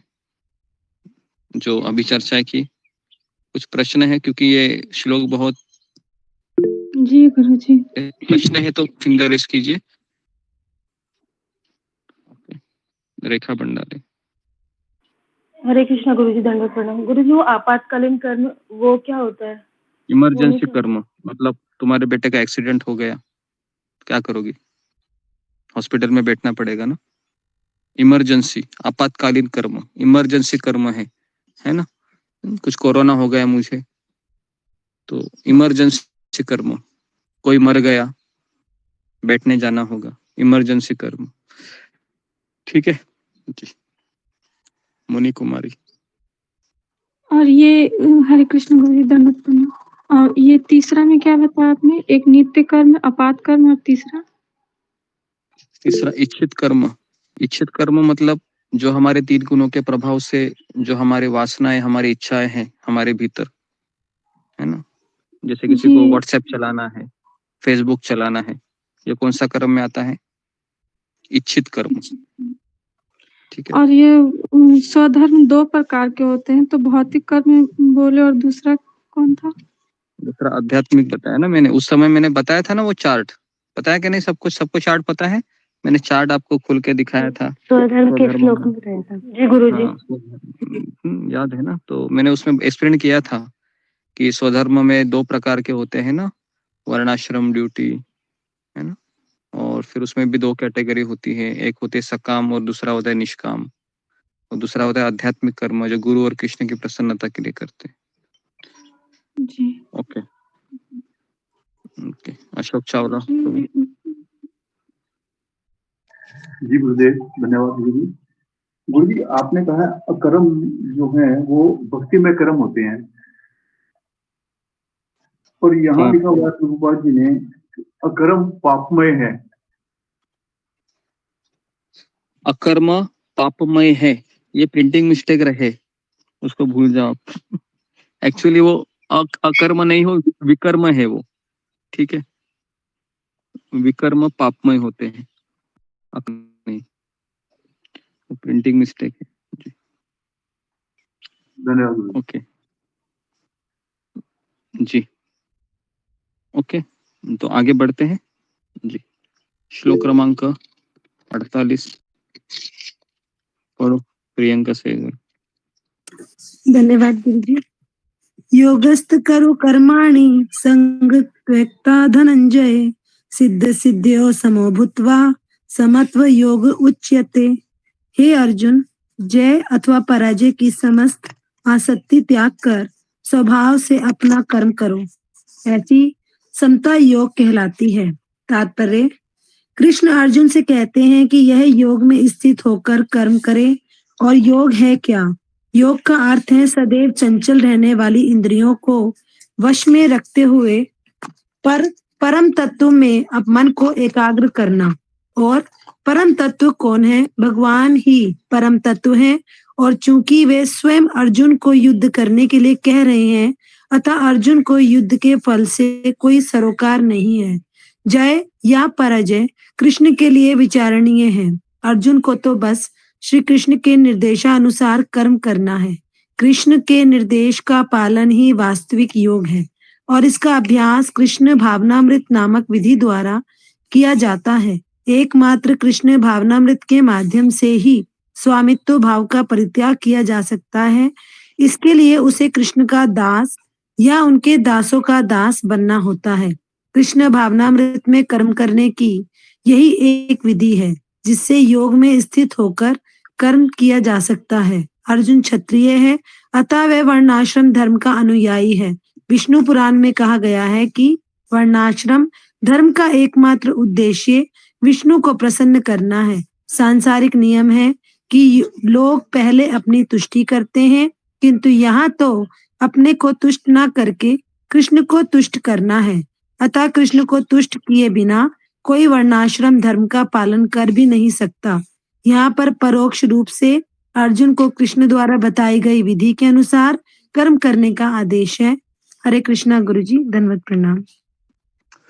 हाँ, तो 48 श्लोक में भगवान कहते हैं कि योगस्थ कुरु कर्माणि संगं त्यक्त्वा धनंजय। योगस्थ का अर्थ है समभाव होकर। समभाव का अर्थ है कि अच्छा हो या बुरा हो, किसकी इच्छा से हो रहा है? कृष्ण की इच्छा से हो रहा है ना। लेकिन ऐसा होता है क्या? ऐसा होता है? ऐसा नहीं होता है ना। अच्छा हुआ तो हम सोचते हैं कृष्ण बहुत दयालु है, और बुरा हो गया तो क्या सोचते हैं? कृष्ण बहुत निष्ठुर है। या कृष्ण को मेरा सुख देखा नहीं जाता है। आपने सुना है डायलॉग? कभी कभी लोग ऐसा डायलॉग मारते हैं कि भगवान को मेरा सुख दिखा नहीं जाता है, इसके लिए उसने मेरे घर में आफत या फिर तूफान ला दिया। सुना है आपने? ऐसे लोग बोलते हैं ऐसे कभी कभी। मेरा इतना अच्छा मेरा घर है, मेरा घर में मेरा पति पत्नी बच्चे हम इतना अच्छा रहते हैं, ऊपर वाले को मेरा सुख देखा नहीं गया और उसने मेरा, है ना। तो क्या इसको योग कहलाएगी समता? तो उसको योग नहीं कहते फिर, है ना। तो योग नहीं। योग का अर्थ है कि अच्छा हुआ बुरा हो गया, ये शारीरिक स्तर है। लेकिन प्रॉब्लम है कि शारीरिक स्तर से ऊपर उठना भी बहुत मुश्किल है। लेकिन जब तक हम ये सोचेंगे ही नहीं कि, है ना, मेरा शरीर के रिश्तों में या उसके संबंधी जितने भी कर्म है यही मुझे सुख और दुख प्रदान करते हैं, है ना। जब तक हम इसके ऊपर नहीं उठेंगे हमारे दुखों की श्रृंखला खत्म नहीं होगी। और ये ऊपर उठना बहुत कठिन है, खास करके सबके लिए, स्त्री पुरुष सबके लिए, क्योंकि पुरुष भी आसक्त होता है अपनी पत्नी से, और स्त्री अपने परिवार में आसक्त होती है ना। और बच्चे अपने फ्रेंड सर्कल में आसक्त होते हैं। तो इस तरीके से है ना। तो कृष्ण अर्जुन से कहते हैं कि योग में स्थित होकर कर्म करो, योग में स्थित होकर मतलब अच्छा मिले या बुरा मिले, मुझे ये नहीं सोचना है कि मुझे अच्छा ही मिलना चाहिए, है ना। जैसे आज अगर आप अभी किसी कंपनी में काम करते हो, है ना, और आपको पता चला कि अभी फैक्ट्री डूबने वाली है और इसीलिए आपको सैलरी नहीं दी जा रही है इस महीने की, अगले महीने सैलरी मिलेगी आपको, लेकिन कोई गारंटी नहीं है। तो सारे कर्मचारी क्या करेंगे, उस कंपनी के क्या करेंगे, कंपनी में रहेंगे, छोड़ देंगे। क्यों छोड़ देंगे? क्योंकि जो अपेक्षा से वो कर्म कर रहे हैं वो अपेक्षा पूरी नहीं हो रही है, ठीक है। तो इसलिए सकाम कर्म में व्यक्ति, आप देखो कि कितने लोग पैसे कमाते हैं, है ना। अगर आप मुंबई के लोकल ट्रेन में या दिल्ली के मेट्रो में बैठोगे तो पूरी दुनिया सुबह से लेके, है ना, सुबह जाती है और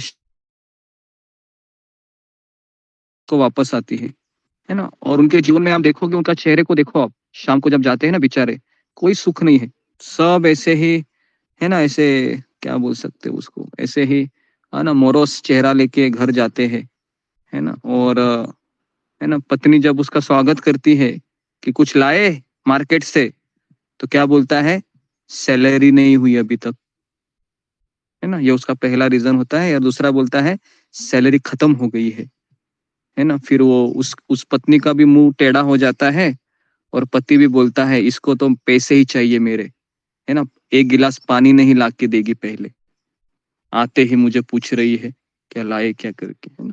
तो इस तरह से दोनों भी सकाम कर्म के भीतर इतने अपने आप को दुखी अनुभव करते हैं कि दोनों को लगता है कि कब मेरा ये संसार खत्म होगा। लेकिन संसार को खत्म नहीं करना है, अपनी सोच को बदलना है, लेकिन हम ये नहीं कर पाते हैं क्योंकि उसके लिए एसोसिएशन चाहिए। ओके तो कैसे करेंगे? तो प्रभुपाद लिखते हैं कि उसके लिए हमें कृष्ण का दास बनना चाहिए या कृष्ण के दासों का दास बनना चाहिए। ओके, तो ये दो चीजें बताई है, क्योंकि भगवान कहते हैं कि अगर आप मुझे डायरेक्टली दिया अर्पण करोगे तो मैं इतना संतुष्ट नहीं होता हूँ, लेकिन आप मेरे भक्तों को दिया दिखाओगे, उसकी पूजा करोगे, उसको खुश रखोगे, तो मैं प्रसन्न होता। तो श्लोक क्रमांक 49 में प्रवेश करते हैं अभी जी। ओके, मंजू सिंह पढ़ो। हरे कृष्णा गुरुजी, दंडवत प्रणाम। दूरेण हि अवरम कर्म बुद्धि योगात धनंजय बुद्धो शरणम अन्विंच कृपणा फल हेतवा। हे धनंजय, भक्ति के द्वारा समस्त गर्हित कर्मों से दूर रहो और उसी भाव से भगवान की शरण ग्रहण करो। जो व्यक्ति अपने सकाम कर्म फलों को भोगना चाहते हैं वे कृपण हैं। तात्पर्य, जो व्यक्ति भगवान के दास के रूप में अपने स्वरूप को समझ लेता है वह कृष्ण भावनामृत में स्थित रहने के अतिरिक्त सारे काम को छोड़ देता है। जीव के लिए ऐसी भक्ति कर्म का सही मार्ग है। केवल कृपण ही अपने सकाम कर्मों के फल भोगना चाहते हैं, किंतु इससे वे भव बंधन में और अधिक फंसते जाते हैं। कृष्ण भावनामृत के अतिरिक्त जितने भी कर्म संपन्न किए जाते हैं वे गर्हित हैं, क्योंकि इससे कर्ता जन्म मृत्यु के चक्र में लगातार फंसा रहता है। अंतः कभी इसकी आकांक्षा नहीं करनी चाहिए कि मैं कर्म का कारण बनूं। कृष्ण भावनामृत में हर कार्य कृष्ण की तुष्टि के लिए किया जाना चाहिए। कृपणों को यह ज्ञात नहीं है कि देववश या कठोर श्रम से अर्जित संपत्ति का किस तरह सदुपयोग करें। मनुष्यों को अपनी सारी शक्ति कृष्ण भावनामृत अर्जित करने में लगानी चाहिए, इससे उसका जीवन सफल हो सकेगा। कृपणों की भांति अभागे व्यक्ति अपनी मानवीय शक्ति को भगवान की सेवा में नहीं लगाते। हरे कृष्णा गुरुजी, दंडवत प्रणाम। ओके, धनंजय, दूरेण का अर्थ है कि दूर रहो। किससे दूर रहो? कि गर्हित कर्म। गर्हित कर्म का अर्थ है मांस खाना, नशा करना, जुआ खेलना, अवैध श्रीसंग करना, ये गर्हित कर्म है। किसके द्वारा इससे दूर रहो? भक्ति के द्वारा। क्योंकि अगर भक्ति नहीं करोगे और आप सोचोगे मुझे दारू की लत लगी है ना, मुझे दारू बंद करना है या मुझे जुए की लत लगी है ना, तो ये किसी भी उपाय से बंद नहीं होते हैं। केवल अगर आप माला जप करोगे तो हमारे सारे गंदे कार्य धीरे धीरे खत्म होने लगते। कितने लोगों का ये अनुभव है भक्ति में आने के बाद? जैसे आप माला उठाते हैं तो आपके सारे जितने भी है ना, मांस खाना हो, चाय पीना, कॉफी पीना, नशा करना है ना, फालतू गप्पे मारना, निंदा करना, ये सारे चीजें है ना, धीरे धीरे आपको समझ में आए कि बंद हो रही है मेरी। जी ओके, हो रही है ना या नहीं हो रही है? हो रही है। जी कितने लोग थे ऐसे हमारे ग्रुप में कि भक्ति में आने से पहले नॉन वेजिटेरियन फूड खाते थे?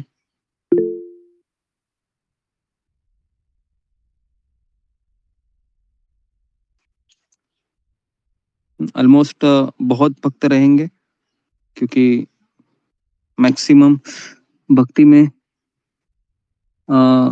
आने से पहले हम ऐसे परिवार में हमारा जन्म हुआ होता है जो ये नेचुरल है ना, मांस खाना या जो भी चीजें हैं, है ना। जी केवल 22 लोग ही है 75 में से। बाप रे बाप, मतलब 50% लोग शाकाहारी है, तो ऐसा मैं एज्यूम करता हूँ, है ना। तो बहुत ही अच्छा है फिर अगर इतने लोग शाकाहारी है तो, है ना। मतलब हमारे ग्रुप में पुण्यवान लोगों की संख्या ज्यादा है, क्योंकि शाकाहारी होना है ना, एक तरीके से बचपन से शाकाहारी होना, तो उसके भी कुछ अच्छे कर्म रहे में, है ना। ठीक है जी। तो ओके, कितने लोग थे वो शाकाहारी है जन्म से? फिंगर को रेस कीजिए। ओके, जन्म से शाकाहारी है। ओके जी। अरे मुझे लगता है कि सारे लोग फिंगरिंग नहीं करते लगता है ना, क्योंकि नॉनवेज के समय 25 लोगों ने हाथ खड़ा किया, वेज के समय 20 लोगों ने, है ना। बाकी के लोग मुझे लगता है कि दोनों करते होंगे 50-50, इसलिए शायद नहीं कर रहे होंगे। ओके तो ओके, तो हम आगे बढ़ते हैं 49 श्लोक में। भक्ति के द्वारा गर्हित कर्मों को दूर रखो और उसी भाव से भगवान की शरण ग्रहण करो। जो व्यक्ति अपने सकाम कर्मों फलों को भोगना चाहता है वो कृपण है। कृपण का अर्थ है कंजूस।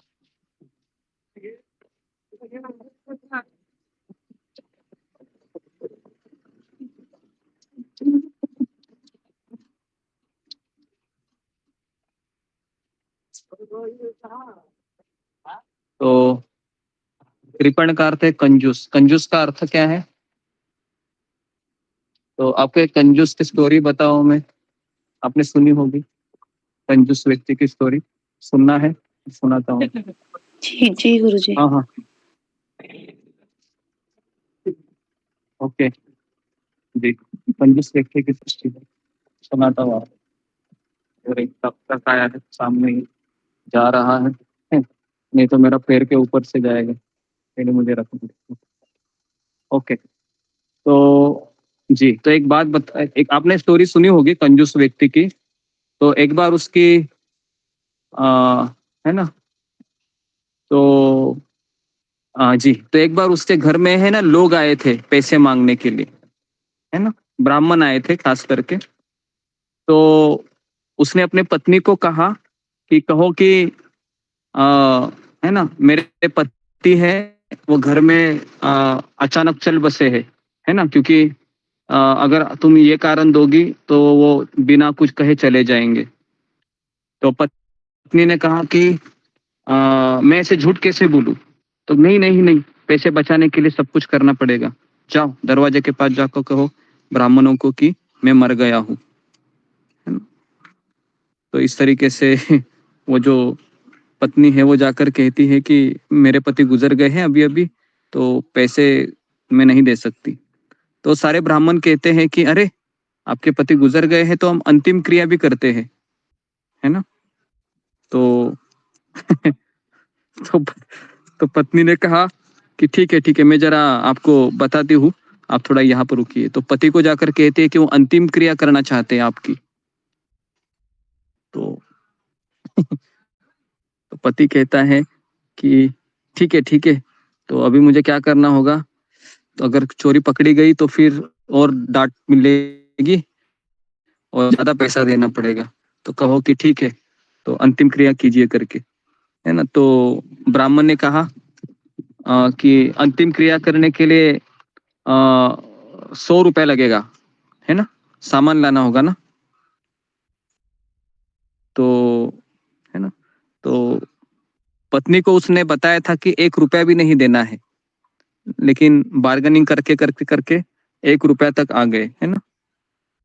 ठीक है, तो इस तरीके से फिर उसको उठाया गया, है ना, और सबके सामने उसको स्मशान भूमि तक लेके गए, है ना। फिर लकड़े रखे गए, चिता के ऊपर उसको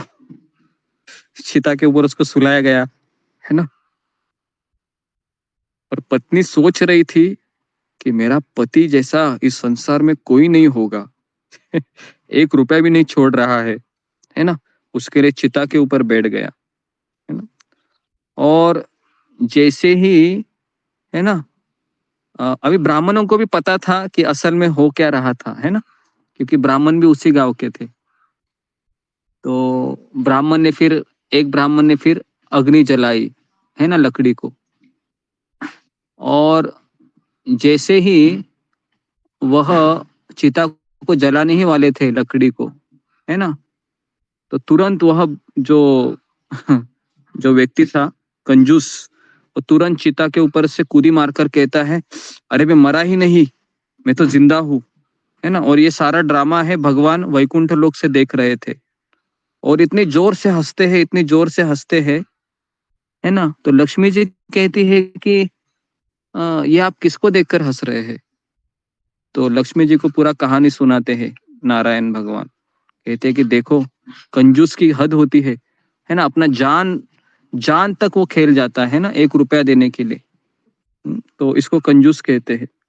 तो कंजूस का अर्थ क्या है कि जो अपने मनुष्य जीवन को बिना कुछ मतलब के गवा देता है, ऐसे बिना कुछ सोचे बिना कुछ समझे जानवर की तरह जीता है, उसको कहते हैं कंजूस।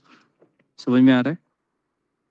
कंजूस किसे कहते हैं कि मनुष्य जीवन मिला है हमें कि सकाम कर्म फलों की श्रृंखला को खत्म करने के लिए, लेकिन वह व्यक्ति अपने मनुष्य जीवन के हित को न समझते हुए कृपण बना रहता है, उसको कृपण कहते, कृपण। ओके, तो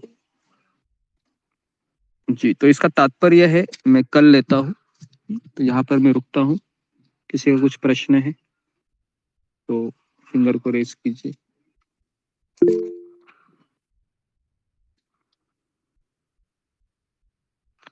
जी, मोनी कुमारी। हरे कृष्ण गुरु जी, धन्यवाद, प्रणाम। और निष्काम कर्म और निष्काम भक्ति और अकर्म, ये तीनों में अंतर क्या है? निष्काम कर्म मतलब ऐसा कर्म जो फल की इच्छा के बिना हम करते हैं, है ना। फल की इच्छा के बिना मतलब हॉस्पिटल खोलना, है ना, लोगों के लिए कैंसर के हॉस्पिटल खोलते हैं और उनसे कुछ पैसे नहीं लेते हैं, तो इसको एक तरीके से निष्काम कर्म कहते हैं। ठीक है, लेकिन अगर उसकी इच्छा यह है कि मुझे प्रसिद्धि मिले, मुझे नाम कमाना है, तो फिर ये सकाम कर्म में ही आता है। दूसरा है निष्काम भक्ति का अर्थ है कि मैं कृष्ण और गुरु की प्रसन्न करना चाहता हूँ बिना किसी अपेक्षा से। तो निष्काम भक्ति, शुद्ध भक्ति, ये दोनों एक ही है। और अकर्म मतलब ऐसा कर्म जो भगवान की प्रसन्नता के लिए किया जाता है। तो एक तरीके से निष्काम भक्ति, शुद्ध भक्ति और अकर्म ये तीनों एक ही है, लेकिन सकाम कर्म ये अलग है, सकाम कर्म योग अलग है। सकाम कर्म मतलब कोई भौतिक कार्य जो बिना किसी हेतु से करते हैं, और नहीं सकाम नहीं गुरुजी, मैंने सकाम के बारे में नहीं पूछा, निष्काम के ही बारे में पूछ रही हूँ। निष्काम कर्म और निष्काम भक्ति निष्काम और कर्म, अकर्म।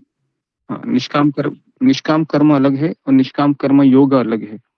निष्काम कर्म योग में भगवान का भगवान को केंद्र में रखकर किया जाता है, या फिर भगवान उसमें इन्वॉल्व होते हैं, भक्ति इन्वॉल्व होती है, लेकिन निष्काम कर्म प्रोमिनेंट होता है, प्राइमरी और निष्काम कर्म में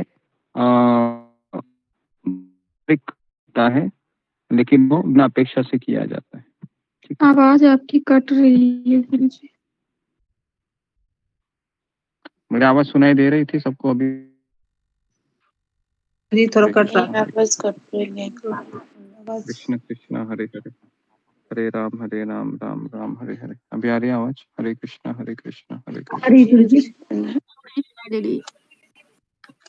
ओके, तो मैंने ये कहा कि निष्काम भक्ति, निष्काम कर्म योग और अकर्म ये तीनों एक ही है। और निष्काम कर्म अलग है क्योंकि वह सांसारिक कर्म होता है जो बिना अपेक्षा से किया जाता है, लेकिन उसमें भक्ति इन्वॉल्व नहीं होती है। समझ में आया? Okay, next Priyanka Sehgal. हरे कृष्णा गुरुजी। गुरुजी सकाम कर्म, नॉर्मली हम सभी सकाम कर्म करते हैं गुरुजी, किसी ना किसी इच्छा से कोई ना कोई कर्म किया जाता है। भगवान की भक्ति भी अगर हम करते हैं तो कहीं ना कहीं इच्छा रहती है उसमें भी, लेकिन गुरुजी हम सकाम कर्मों से कैसे बाहर आ सकते हैं? सकाम कर्म से बाहर आने के लिए जपा हमारा अच्छा होना चाहिए, है ना? प्रैक्टिकल जपा हमारा अच्छा होना चाहिए। जपा अच्छा नहीं होगा तो चेतना अच्छी नहीं होगी, चेतना अच्छी नहीं होगी तो हमारी सोच भी अच्छी नहीं होगी, सोच अच्छी नहीं होगी तो हमारा एक्शन अच्छा नहीं होगा, एक्शन अच्छा नहीं होगा तो कर्म फल हमेशा हमको सकाम कर्म का फल मिलता ही रहेगा। तो सारा चीज गुरुजी तो सकाम जपा में ही गुरुजी तो सकाम कर्म हमें हमेशा मतलब जन्मों के बंधन में बांधने के लिए कारण सकाम कर्म ही होते हैं गुरुजी। सकाम कर्म ही होते हैं, लेकिन सकाम कर्म से निकलना आसान नहीं है, क्योंकि मैंने बताया था कि हमारा ढांचा ऐसे ही बना हुआ है बचपन से लेके जवानी तक, तो इसलिए निकलना भी चाहे तो उसके लिए बहुत कृपा की आवश्यकता है और हमारा प्रयास भी चाहिए। ओके, रीति दबास। जी गुरुजी हरे धन्यवाद। कृष्णा गुरुजी दंडवत प्रणाम। हरे कृष्ण सभी भक्तों को दंडवत प्रणाम। गुरुजी जैसे आपने बताया कि हम कर्म के अधिकारी हैं, फल के नहीं, तो गुरुजी के हर कर्म के अधिकारी हम ही हैं, हर सारा काम हम, मतलब हर कर्म हम ही करते हैं, भगवान की इच्छा से कुछ नहीं होता थोड़ा बहुत भी? भगवान की इच्छा से कुछ नहीं होता है, भगवान की इच्छा सैंक्शन के लिए होती है, केवल इच्छा जीवात्मा ही करता है। एक झाड़ में दो पंछी बैठे हैं, दूसरा पंछी केवल देखता है ना? खाता इच्छा कौन करता है? इच्छा वो पहला वाला पंछी करता है। तो सब कुछ हम ही करते हैं, हम ही करते हैं, मतलब इच्छा हम करते हैं, भगवान उसको सैंक्शन करते हैं। तो है ना, जैसे अभी क्लास लेना है तो क्लास लेने की इच्छा किसने किया? रीति दबास ने किया, ठीक है। लेकिन मान लो कि भगवान की इच्छा है कि आज इसका क्लास नहीं कराना है, तो फिर क्या होगा? नेट खत्म हो जाएगा, उसका जल जाएगा वाईफाई, या फिर ऐसा कुछ होगा, है ना? तीसरा है कि घर में आपका पति रहेगा आपके सामने, है ना? तो ये सब कारण होते हैं कि भगवान की इच्छा नहीं है अभी, इस तरीके से, ठीक है जी। अशोक चावला। जी गुरुदेव, जैसे गुरु जी कहा आपने कि संगति से आदमी जैसा होता है, वो तो सही बात है, संगति से ही होता है आदमी, चाहे अच्छा हो चलो, क्योंकि कहावत भी है कि man is known from his company. गुरु जी हर एक, जैसे हमने गीता में लिखा हुआ है कि हर एक मन में आत्माएं दो हैं, एक परम आत्मा है, एक आत्मा है। परमात्मा हमें गलत काम से मना करती है हमें, जो चोरी करता है, डकैती करता है या कोई ऐसे गलत काम करता है, हम भी करते हैं, तो कई बार मन में होता है भी ये गलत काम करने से हमें परमात्मा रोकता है, पर हम उसकी बात को सुनते नहीं है। कोई भी एक भी आदमी वो सुनता नहीं है। तो ऐसा क्यों होता है? दूसरी बात ये है कि वो अगर कई बार ऐसा भी होता है कि हमें कुछ समझ नहीं आता कि कौन सी बात सही है, कौन सी गलत है, कौन सी मानो या कौन सी ना मानो। जी, तो परम पूज्य राधानाथ महाराज कहते हैं कि हमारे अंदर 2 कुत्ते होते हैं, अच्छा कुत्ता और बुरा कुत्ता। ठीक है, तो अच्छा कुत्ता मतलब परमात्मा और बुरा कुत्ता मतलब हमारी स्वयं की अनगणित अभिलाषा है। तो दोनों कुत्ते भूखते रहते, महाराज कहते है ना। तो अभी मुझे बताइए है कौन सा कुत्ता ज्यादा भूखेगा जिसको आप ज्यादा खाना खिलाएंगे, बराबर है। अगर बुरे कुत्ते को आप खाना खिलाएंगे तो कौन ज्यादा भूखेगा? पूरे कुत्ते। बुरा कुत्ता भूखेगा ना हमारे अंदर, है ना। तो बुरा कुत्ते का खाना खिलाने का अर्थ क्या है? ऐसे कार्य में लगना अधिकांश समय जो कृष्ण भावना के विरुद्ध हो। समझ में आया? और अच्छा कुत्ते को खाना खिलाने का अर्थ क्या है? कि हमेशा भक्तिमय कार्य करना। तो फिर किसका आवाज ज्यादा आएगा? अगर आपने भक्तिमय कार्य ही किए 24 घंटा मैक्सिमम समय, तो अच्छा कुत्ता ज्यादा भूखेगा ना, बराबर है। अशोक प्रभु मेरी सुनो, अशोक प्रभु मेरी सुनो, मेरी सुनो, मेरी सुनो, मेरी सुनो, मेरी सुनो, ऐसे, है ना। और अगर बुरे कुत्ते को खाना खिलाया तो बुरा कुत्ता आपका बोलेगा सत्संग करके क्या फायदा अशोक प्रभु, है ना, थोड़ा सा जीवन का मजा ले लीजिए। तो ये बुरा कुत्ता बोलेगा। समझ में आ रहा है आपको? तो इसके लिए हम किसको खाना खिलाते हैं उसके ऊपर निर्भर है कि कौन सा कुत्ता भौंक रहा है मेरे भीतर। वो तो सही है गुरुजी, कौन सा रोक रहा है, पर हम सुनते नहीं ना। उसकी प्रॉब्लम तो यहाँ पे आती है, हम सुनते नहीं है। मैं वापस कह रहा हूँ कि मैं किसकी बात सुनूंगा ये हमारे मनोभावना के ऊपर ही आधारित है ना। अगर हम रजोगुण में है, तमोगुण में है, तो हमें परमात्मा का आवाज सुनाई देगा क्या? थोड़ा सा सोचिए ना। मैं रजोगुण में हूँ, है ना, पैसे के प्रति आकर्षण है, मेरी पत्नी के प्रति आकर्षण है, मेरे घर के प्रति आकर्षण है, मेरे पुत्र के प्रति आकर्षण है, और आप कहेंगे कि मुझे परमात्मा का आवाज सुनाई नहीं दे रहा। कैसे देगा? रजोगुण में है ना, रजोगुण ब्लॉक कर रहा है आपको। समझिए थोड़ा इस चीजों को, है ना। तो अगर हम सत्वगुण में है तो आपको बहुत आसान होगा भगवान को फॉलो करना, है ना। अभी हमको संघर्ष क्यों लगता है ज्यादा भक्ति में? क्योंकि हम रजोगुण में है या तमोगुण में ज्यादा होते हैं। और इसके लिए कहा जाता है सुबह 3 बजे उठो, 4 बजे उठो, तो लगता है कि मेरे ऊपर ये बहुत अन्याय कर रहा है, सुबह सुबह उठने के लिए कह रहा है ना, इस तरीके से। ठीक है, ओके। समझ में आ रहा है क्या अशोक चावला प्रभु? आपका ध्यान नहीं लग रहा है मुझे। जी गुरु जी। हाँ जी गुरु जी, समझ आ रहा है। क्या समझ में आया बताओ? कि जो जिसका हम ज्यादा पोषण करेंगे, अगर बुरे विचार का पोषण ज्यादा करेंगे तो हमें विचार बुरे ही आएंगे। हम अच्छे विचार सुन नहीं सकते क्योंकि हमें भाएंगे नहीं, वो अच्छे नहीं लगेंगे। अगर अच्छे विचार को हम पोषण करेंगे, आत्मा को पोषण होता है, तो उसे तो हम अच्छे विचारों को ज्यादा महत्व देंगे। बुरे विचारों की हम धीरे धीरे खत्म होते जाएंगे, ओवर पावर कर सकते हैं उसे भक्ति के द्वारा। ओके ओके ओके, ठीक है, समझ में आ रहा है आपको? जी जी गुरु जी, इसीलिए पूछा गुरु जी, धन्यवाद। ओके, मीनाक्षी रावत। हरे कृष्णा गुरुजी, दंडवत प्रणाम। सही भक्तों को दंडवत प्रणाम। गुरुजी मेरा भी वही क्वेश्चन था जो मोनी माता जी का है। तो क्या गुरुजी सकाम कर्म को और सकाम कर्म योग को हम इस तरह समझ सकते हैं कि अगर हम बिना फल की चिंता, बिना फल की अपेक्षा कार्य करते हैं और उस फल को किसी को डेडिकेट नहीं करते तो वो फल निष्काम कर्म है। और अगर हम बिना फल की इच्छा से करते हैं और उस फल को जो है भगवान को या गुरु को अर्पण करते हैं तो वो निष्काम कर्म योग हो जाएगा। तो क्या इस तरह से हम समझ सकते हैं गुरुजी? जी, योग का अर्थ है कि भगवान केंद्र में होना, है ना। कर्म योग, भक्ति योग, ज्ञान योग। कर्म योग में क्या होता है कि भक्ति सेकेंडरी होती है, कर्म प्राइमरी होता है। कर्म योग में। ज्ञान योग में ज्ञान प्राइमरी होता है और भक्ति सेकेंडरी होती है। अष्टांग योग में ध्यान है प्राइमरी होता है, भक्ति सेकेंडरी होती है। और भक्ति योग में भक्ति प्राइमरी होती है और बाकी के कर्म ज्ञान ध्यान ये सब सेकेंडरी होता है। तो इस तरीके से बिना भक्ति के ज्ञान योगी भी सफल नहीं हो सकता, कर्म योगी भी नहीं सफल हो सकता। तो कर्म योग में दो चीजें आती है, सकाम कर्म, निष्काम कर्म।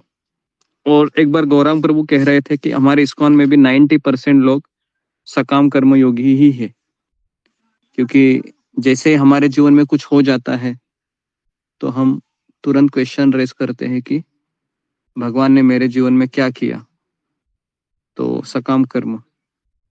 ठीक है। तो गुरुजी जैसे कई लोग माला करते हैं और थोड़ा बहुत सुनते हैं, लेकिन उनको प्रॉपर नॉलेज नहीं होती है भक्ति की, मतलब ज्ञान उन्होंने कहीं से प्रॉपर सुन नहीं रहे हैं, ग्रहण नहीं करे, सिर्फ माला वाला करते हैं। तो इसमें भी ये भी भक्ति नहीं कहलाएगा ना, क्योंकि वो ज्ञान तो अर्जित नहीं कर रहे।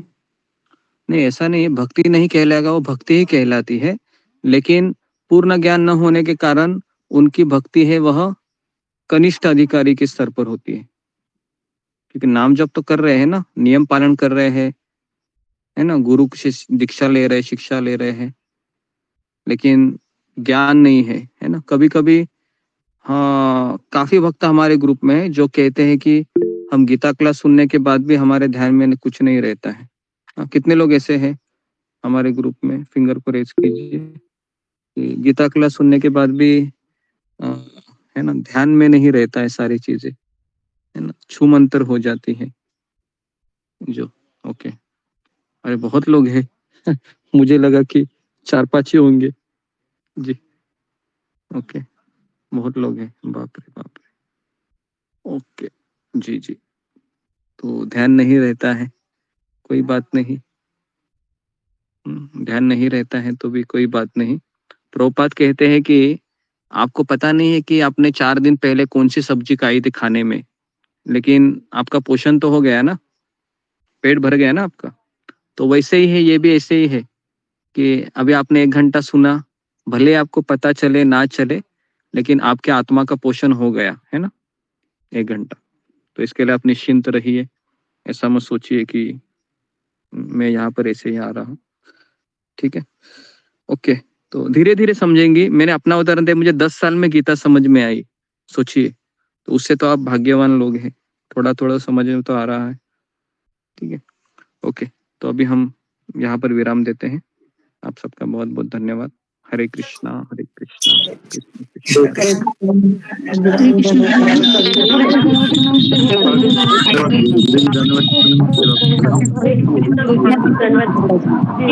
भक्तों को दंडवत, हरे कृष्णा गुरु जी दंडवत प्रणाम, सभी भक्तों को दंडवत